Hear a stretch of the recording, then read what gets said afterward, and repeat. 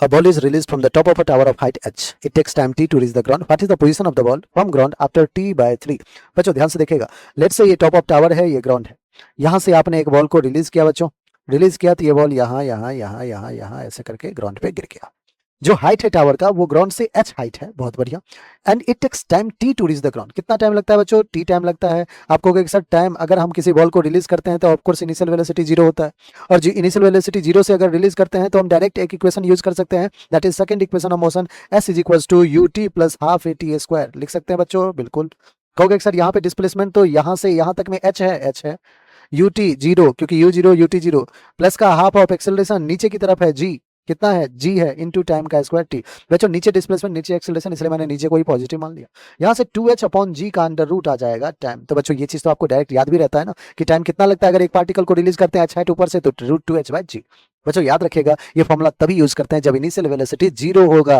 अगर initial velocity 0 नहीं होगा तब हम इस ut वाले को 0 नहीं कर पाएंगे. आई होप यहाँ तक कहानी आपको समझ में आती है, बहुत अच्छी बात है. चलिए टाइम का एक्सप्रेशन, तो ये जो टाइम t है वो स्मॉल नहीं कैपिटल टाइम t कहा है इस अकॉर्डिंग, इस प्रॉब्लम के अकॉर्डिंग. जो टाइम t है वो रूट 2h बाय g. कह कि what is the position of ball, और फ्रॉम ग्राउंड लिखा है after time t by 3. Let's say बच्चों आते आते आते आते ये कुछ कहाँ पे आ गया, चलते चलते चलते ये यहाँ पे पहुंच चुका है ग्राउंड से. Let's say capital h height पे, कैपिटल h हाइट पे ग्राउंड से पहुंचा है. तो बच्चों ये वाला हाइट कितना हो जाएगा आपको? टोटल हाइट h था, h माइनस कैपिटल h, ये हाइट होगा. अब यहां से बच्चों यहां तक आने में जो टाइम लगा है वो टाइम कह रहा है कि t बाय 3 सेकंड लगा है. तो कह रहा है कि t बाय 3 सेकंड पे पहले कहां पहुंचा वो निकाल लेते हैं, फिर ग्राउंड से कैलकुलेट करेंगे. आइए बच्चों बहुत बढ़िया. t बाय 3 सेकंड तक जो डिस्प्लेसमेंट है वो h माइनस h है. बच्चों फिर से इक्वेशन वही रहेगा क्योंकि u अभी 0 ही है. Half of g into time, time इस बार t बाय 3 है, तो t का स्क्वायर डिवाइडेड बाय 3 का square 9, half g t square. कोई दिक्कत नहीं, कोई दिक्कत नहीं. हमें क्या चाहिए बच्चों? हमें तो कैपिटल h की वैल्यू चाहिए. हमें क्या चाहिए? कैपिटल h की वैल्यू चाहिए.